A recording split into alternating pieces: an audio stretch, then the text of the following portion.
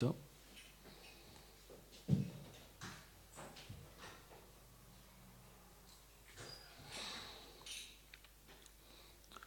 Moga shamugam karmanu, mogam jnanam vishetasa, lakshashim asurim shevam, prakritim mohinim shita. Pour ces personnes insensées, les espoirs d'une libération, d'un gain matériel ou de la culture de la connaissance sont toutes vains. Ainsi, avec leur mental égaré, ils adoptent la nature illusoire des athées et des êtres démoniaques. Commentaire. Srila Vishvacharya Thakur dit: quelle est la destination de ceux qui se moquent de Shri Krishna en pensant qu'il a un corps humain fait de matière? Anticipant cette question d'Arjuna, le Seigneur dit: bien qu'ils soient des dévots, leur espoir est vain. Leurs espoirs sont vains. Leur désir d'atteindre la libération, le paradis, ne portera aucun fruit, bien qu'engagés dans un processus spirituel. Ces insensés, par ce manque de respect, négligent leur propre bien-être. Bien que prenant refuge en des demi-dieux ou dans d'autres personnes afin d'obtenir des privilèges, parce qu'ils rejettent l'autorité personnelle du Seigneur, ils se voient coupés de toute récompense, car aucun être ne peut accorder une bénédiction sans sa sanction. Krishna est celui qui octroie les fruits directement ou indirectement à chaque être dans la création. Personne n'est indépendant de lui.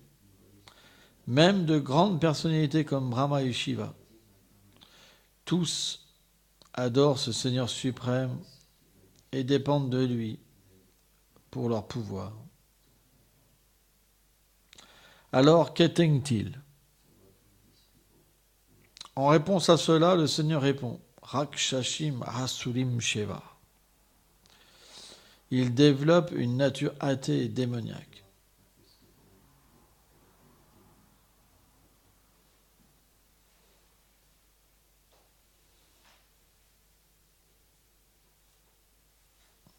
Ok.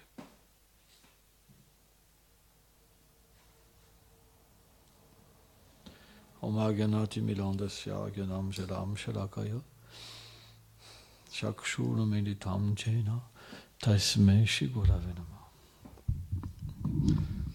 Nama Om Vishnu Padaya Gauranga Plistaya Lupini Shri Bhakti Vibhudaya Bhavanete Namine.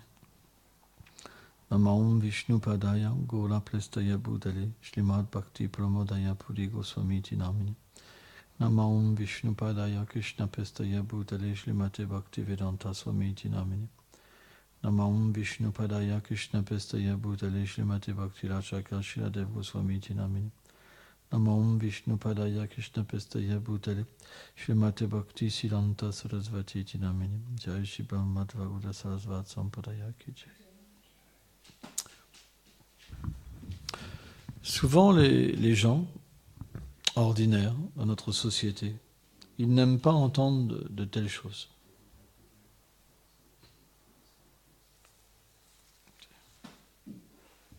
Donc s'il n'est pas là, il n'y a pas de guirlande.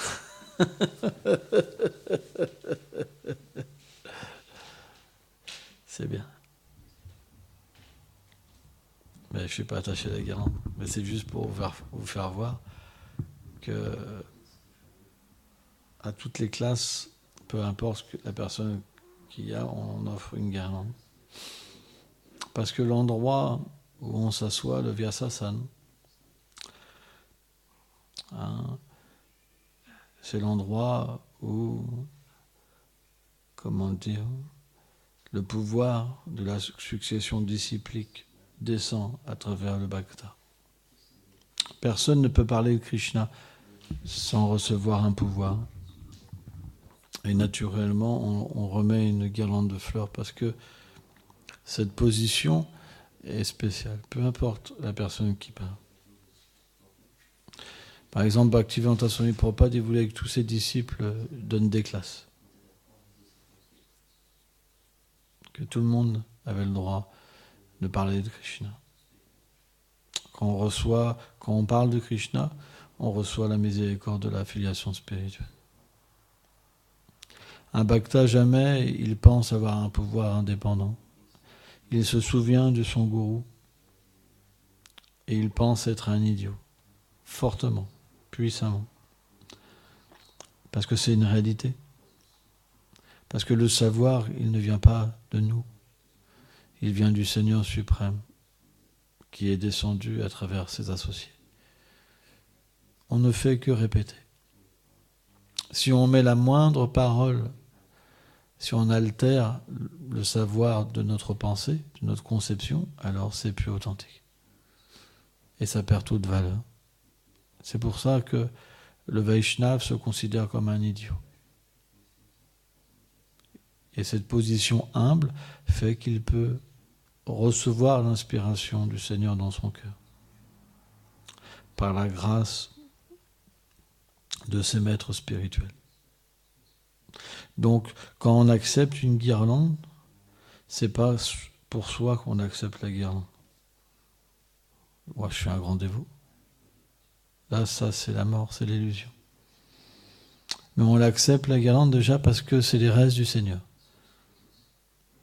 Srila Rupa Goswami, il explique que c'est un des 64 principes du service de dévotion d'accepter la guirlande qui a été portée par le Seigneur suprême, parce que ça détruit tous les péchés. Quand vous recevez cette guirlande, toutes vos activités pécheresses sont purifiées. Et vous contractez la dévotion. Donc ça, c'est une raison, déjà, pourquoi on doit accepter une guirlande. Un bhakta, il accepte pas une guirlande par fierté. Parce qu'il pense, je suis un gourou, parce que je suis avancé, on met une guirlande. Mais par humilité. Parce qu'il a besoin de miséricorde. D'accord ? C'est important. Hein ? Et aussi, un autre principe, c'est que il accepte la guirlande parce qu'il reçoit ce pouvoir de la filiation spirituelle. Donc il l'offre à son gourou. Il l'accepte pas pour lui. Mais il l'accepte parce que le gourou, il lui a donné la miséricorde. Et il en est conscient. Sans ça, c'est la chute. C'est très important à comprendre l'état d'esprit Vaishnava. Hein? Dès qu'on pense que quelque chose vient de nous, c'est fini. Pratishta. Et à ce moment-là, on commet des grandes erreurs. Et il faut faire extrêmement attention. Donc les gens n'aiment pas écouter ce genre de verset, qui est assez tranchant. Avec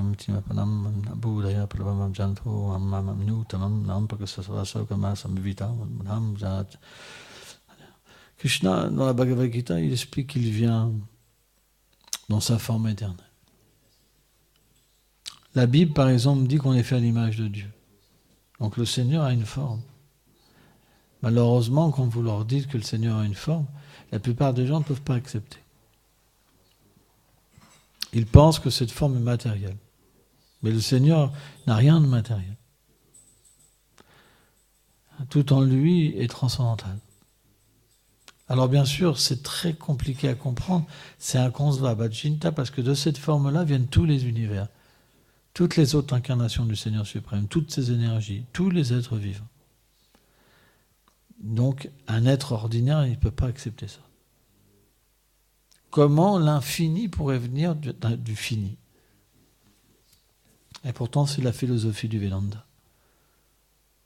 L'infini vient du fini. Parce que le fini, il est aussi infini. Il y a les deux aspects contradictoires dans la vérité absolue. C'est pour ça que si on veut comprendre cette vérité absolue, on est perdu. Donc les gens qui veulent comprendre Krishna avec l'intellect, automatiquement ils rejettent le Seigneur suprême. On ne peut comprendre Krishna que par la bhakti. Et cette bhakti, c'est un processus d'accumulation d'actes pieux qui génère la foi.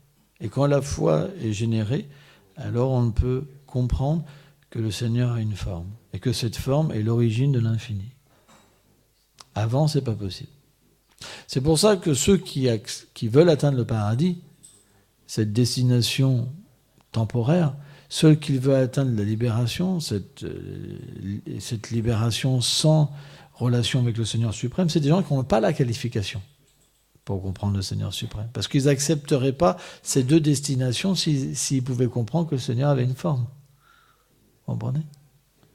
Donc naturellement, quand ils entendent parler de Krishna, qu'est-ce qu'ils disent? Que c'est juste un être ordinaire. Et alors, ils deviennent des athées. Alors vous me dites, mais attendez, monsieur. Attendez, mais moi je ne suis pas un athée, je crois en Dieu. Pour moi, Dieu, il est partout. Je le vois partout. Oui, mais quand le Seigneur vient, tu ne le reconnais pas. C'est bizarre.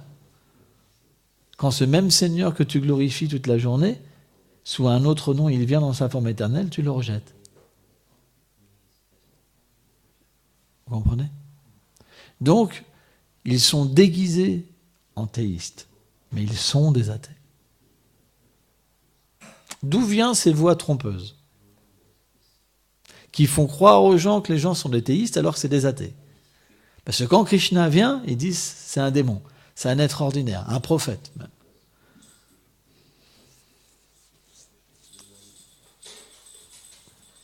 Jayo. Jayo, Jayo, Jayo.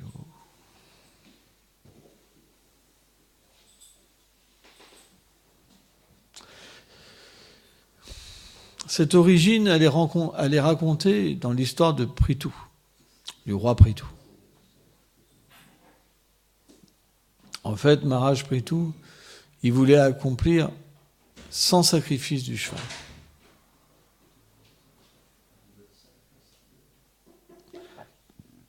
Et Indra est devenu envieux de Prithu, Maharaj.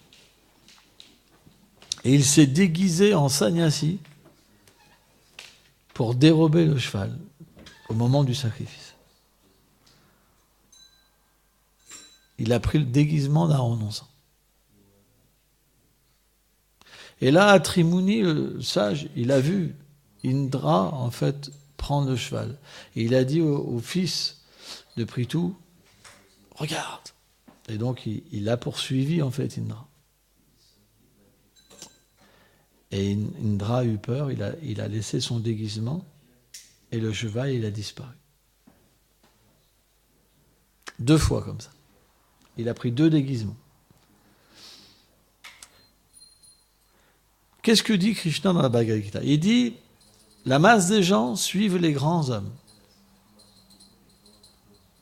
Comme Indra s'était déguisé en sannyasi, alors les êtres ordinaires ont commencé à se déguiser en renonçant, etc. Et c'est là devient toute cette génération de spiritualistes athées avec des conceptions phalliциeuses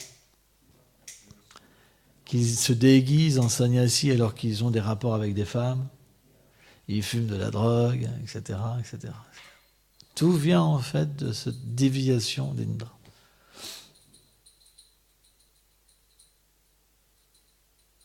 Et donc, naturellement, Prithu Maharaj, quand il a vu cette déviation-là, en tant que roi, il a voulu tuer Indra. Mais là, Brahma, il est intervenu. Il a dit, tu peux pas. Parce que Indra est aussi un avatar du Seigneur suprême. Comme toi. Cette puissance que tu détiens et cette puissance qu'Indra détient, elle vient du Seigneur suprême. Donc tu ne peux pas faire ça.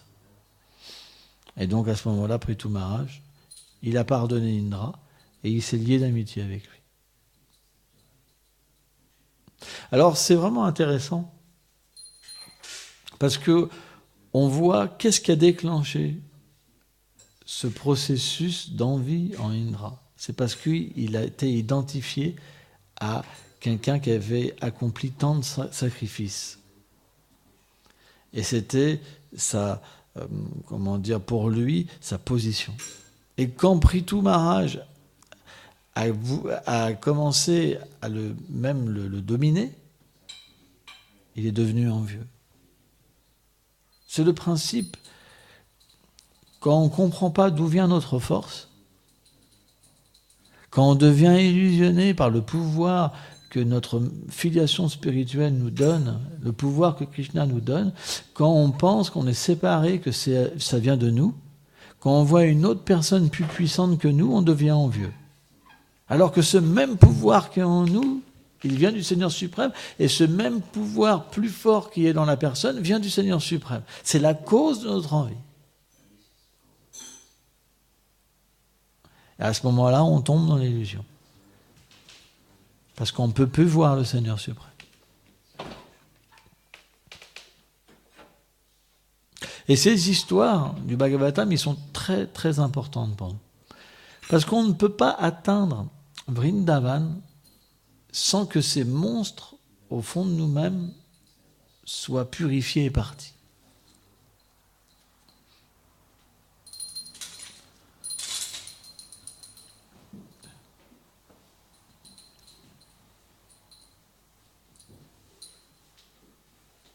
On voit même à Boma Vrindavan, Kamsa a envoyé différents démons pour tuer Krishna. Et en fait, les athées, ils créent des philosophies pour tuer Krishna, pour faire disparaître Krishna. Cette philosophie, elle ne vise simplement qu'à faire disparaître la forme du Seigneur suprême, son nom, ses activités, ses attributs. Pourquoi elles existeraient sans ça? Parce que tout le monde accepterait la personne suprême sans ça. C'est juste parce qu'ils ont des natures de démons qu'ils acceptent une philosophie et qu'ils rejettent la vérité. C'est ce qu'explique Krishna. Et naturellement, qu'est-ce qu'ils obtiennent? Rien. Alors on se dit, mais pourquoi ils n'atteindraient rien? On voit quand même... Parce que les résultats de la libération, c'est que vous vous fondez dans le Brahman, mais vous n'obtenez rien parce que dans le Brahman, il n'y a rien. Il n'y a pas le Seigneur suprême et il n'y a pas votre position éternelle. Au paradis, vous obtenez qu'un fruit matériel, temporaire. Donc ces deux positions sont comme des sorcières. Elles attirent les êtres et simplement elles leur fait développer des natures de démons. Parce que quand elles sont séparées du Seigneur suprême, naturellement, c'est des voies de nature démoniaque. Parce qu'on n'obtient rien de véritable. Prenons l'exemple dans la matière.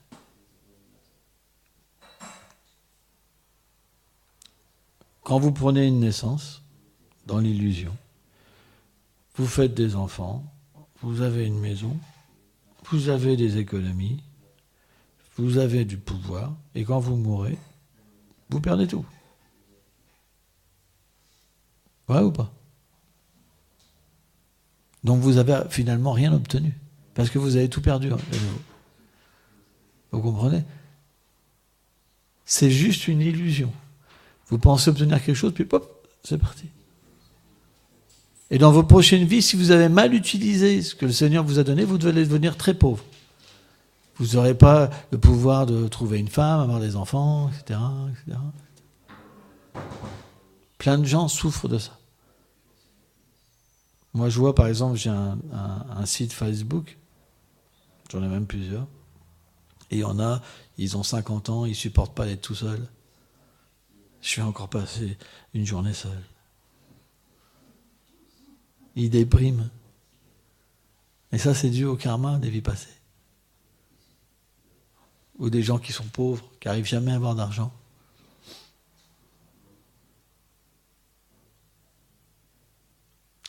Si notre vie n'est pas reliée au Seigneur suprême, si on ne peut pas comprendre son nom, sa forme, ses attributs, ses divertissements, alors on n'obtient rien.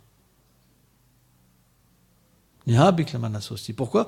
Parce que le Seigneur, une fois qu'on accepte son refuge, vie après vie, il nous accompagne. Il nous accompagne déjà, mais parce qu'on ne veut pas de lui, il nous observe.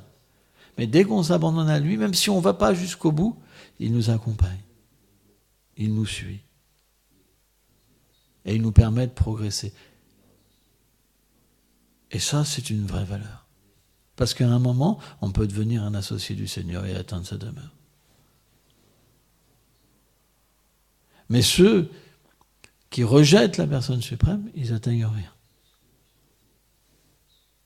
Ils n'atteignent pas leur véritable connaissance. La connaissance du Seigneur et le lien, l'amour de Dieu qui les unit entre eux. Ils cultivent simplement une nature de démon. Parce qu'ils sont envieux des Vaishnavas, des saints, des âmes libérées. Et c'est une réalité. Combien de religions ont cassé des temples, etc., par envie ? Même Vishwanath Chakravarti Thakur, sans citer une certaine religion, il dit ceux qui ont la haine de Vishnu. La religion des Mlecchas. Ceux qui veulent... Dans le livre sur la vie d'Abhiram Thakur, c'est expliqué comment la religion Mleccha, en fait, se répand pour détruire le Sanatana Dharma. Et comment Mahaprabhu revient pour réinstaurer le Sanatana Dharma. C'est pour ça que c'est expliqué que même dans le Vaibhishya Purana, certains prophètes ne sont pas forcément acceptés comme des âmes pures, mais comme des êtres démoniaques qui naissent afin de propager ce dharma. Et ouais. Mais alors pourquoi ? Parce que des gens ont besoin de ce dharma. C'est pas pour rien qu'il apparaît aussi. Parce que les gens ne peuvent pas accepter le Seigneur suprême, parce qu'ils sont envieux. Isha Shvesa Samutena, Vandva Monamata. Krishna explique, ceux qui viennent dans ce monde matériel, ils ont l'envie, l'aversion envers le Seigneur suprême, et le désir pour être ce Seigneur suprême. Donc ils veulent bien accepter Dieu, mais jusqu'à un certain niveau. S'il n'y a pas d'abandon, et simplement s'il nous donne le paradis. Et du plaisir. Plein de plaisir, mais pas le service de dévotion. Si vous prenez ces textes-là, il n'y a pas de conception claire du Seigneur suprême, ni de l'âme, mais simplement que le Seigneur est comme une vache qui donne la libération et les plaisirs. Mais on ne comprend pas la nature de l'âme. C'est le Mleccha Dharma. C'est le Mleccha Dharma, c'est la religion de l'âge de Kali.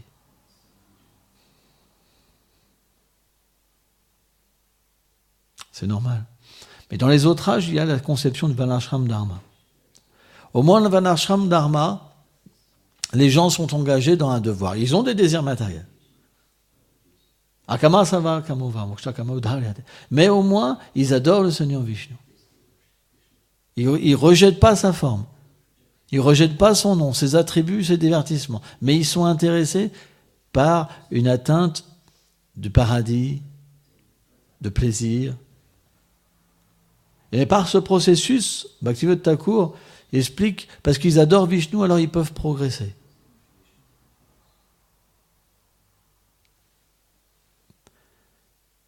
Et accepter l'action des intéressés, purifier leur cœur et devenir des dévots. Il explique que la voie du Karma Kanda, Jnana Kanda, Upasana Kanda sont comme un escalier. Le Seigneur attire les êtres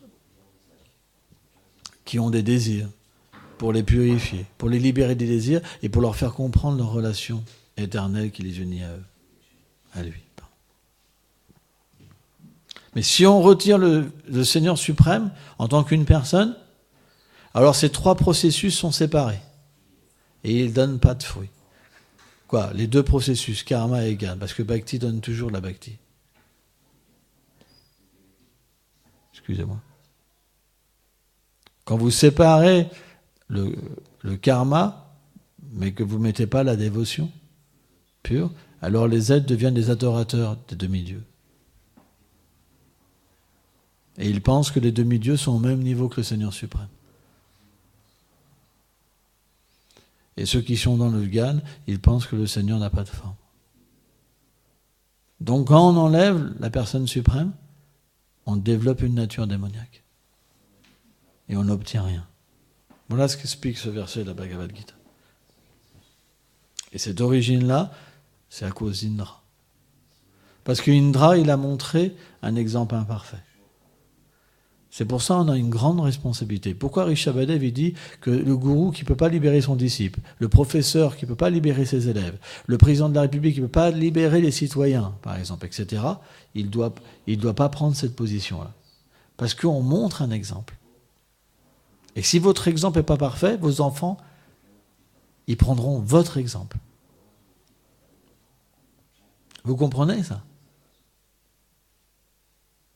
Et Indra, comme il a montré un mauvais exemple, alors c'est comme une faille. Parce que c'est Indra, boum.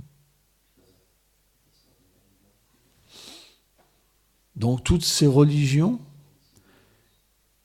qui ne comprennent pas la nature du Seigneur suprême, elles viennent de ce divertissement. C'est ce qu'explique le Bhagavatam, Vijvacharita Thakur, etc.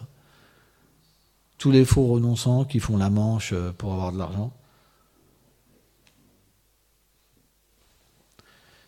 toutes ces voix qui rejettent la forme éternelle du Seigneur suprême Krishna, elles viennent en fait de ce divertissement-là. Donc c'est pourquoi, comment dire, la responsabilité est grande, c'est pas facile que ça. La responsabilité est grande. Si on prend quelque chose pour notre plaisir, tout le monde suivra.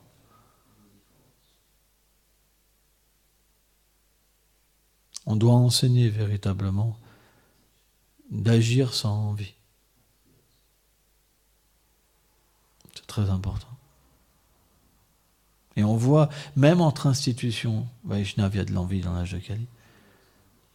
Par exemple, si vous avez la reconnaissance de l'État, les autres vont être envieux. Si les autres, ils ont ça, les autres vont être envieux, et ceci, cela. S'ils sont nombreux, ceux qui sont moins nombreux, ils diront, ouais, mais là, c'est dilué, c'est pour ça qu'ils sont beaucoup.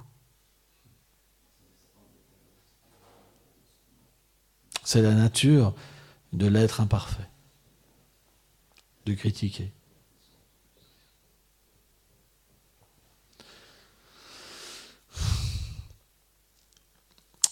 Un jour, Chaitanya Mahaprabhu, quand il a pris sannyas, il était véritablement en extase et il voulait atteindre Vrindavan.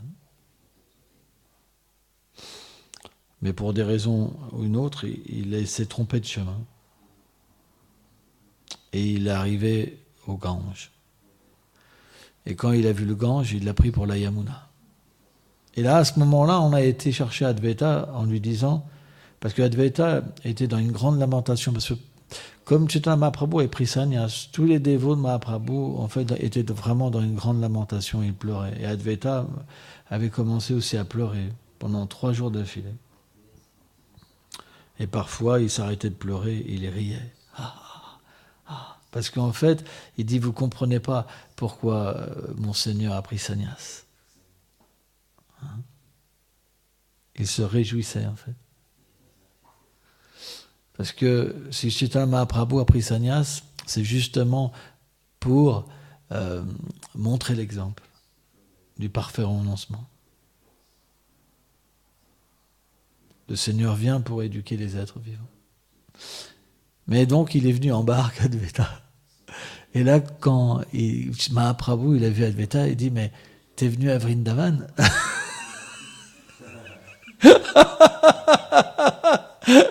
Et là, Advaita a dit, partout où tu es, c'est Vrindavan.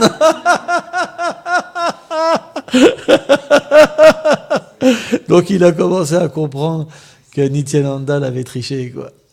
Et là, il n'était pas content. Mais bon, tous les dévots étaient là.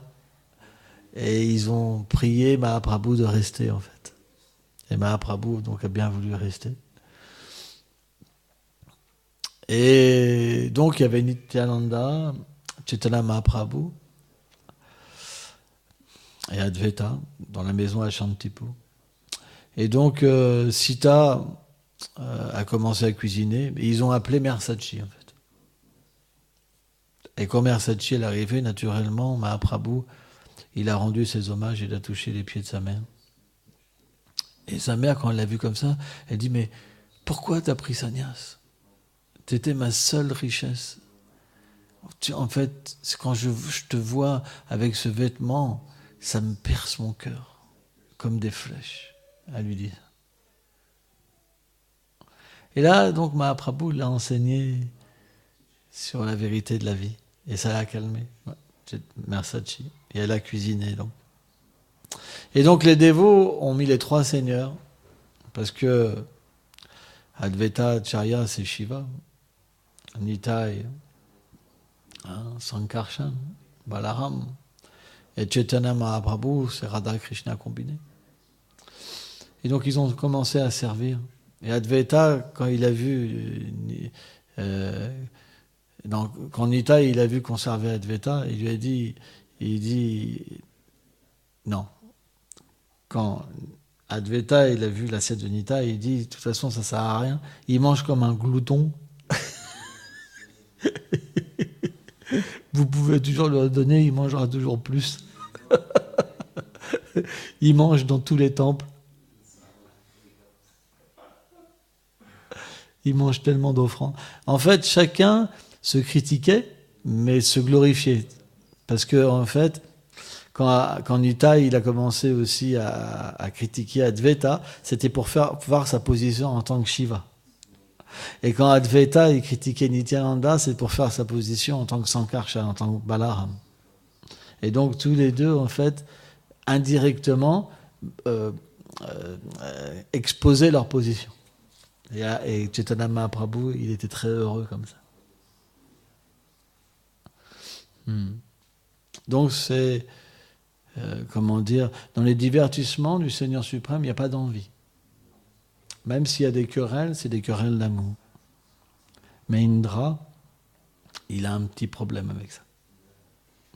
Mais c'est des lilas aussi. Parce que Indra est une manifestation partielle d'Arjuna.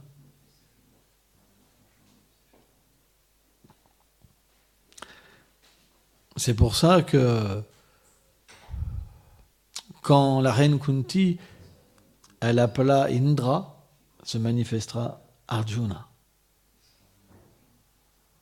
Vous savez, elle avait reçu un mantra du demi-dieu du soleil, que toutes les divinités qu'elle appelait, elle aurait un enfant avec. Et donc quand elle a appelé, comment dire, c'est de qui qu'elle avait eu ce mantra? Non, c'était de... C'est Vyasadeva. Hein. Vyasadeva? Vyasa ou... Je ne me rappelle plus. Ah, j'ai un trou de mémoire. Qui c'est? Moi, je crois que c'est Durvasa Muni plutôt. Hein. Et donc, elle a testé ce mantra en appelant le Deva du soleil Agni. Et c'est comme ça que Karna est apparu. Et c'est pourquoi, quand elle était jeune, elle n'était pas mariée. Elle a donc mis dans le fleuve, en fait, Karna. Mais quand Pandu, il a pris l'exil, après avoir tué un sage, donc elle a délivré en fait ce secret à Pandu, parce qu'il n'avait pas de descendants. Et à ce moment-là, donc, Kunti a donné trois enfants, en fait, à Pandu, à travers les demi-dieux, dont un Arjuna. Donc le point, donc pour juste finir, on ne va pas partir sur autre chose, c'est que, voilà, à moins d'accepter que le Seigneur comprendre qu'il est une personne et que nous sommes aussi une personne en tant que l'âme, alors nous ne pouvons pas véritablement développer une nature divine. Il restera toujours la mentalité démoniaque en nous. Et on rivalisera toujours avec le Seigneur suprême. Et les impersonnalistes, ils veulent être le Seigneur suprême. C'est le plus gros orgueil qui existe. Ça détruit la société.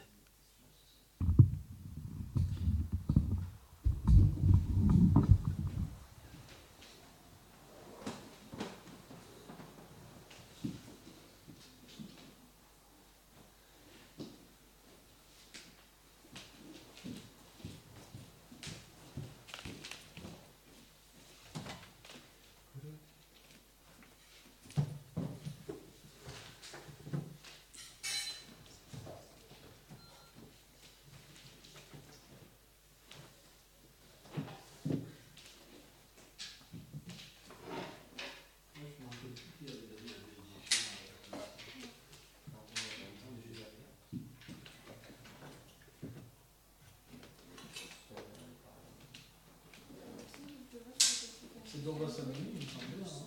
Hein, c'est Durvasa. Hein. Parce qu'elle a servi, elle a servi Durvasa Muni, et Durvasa Muni lui a donné une bénédiction. Voilà.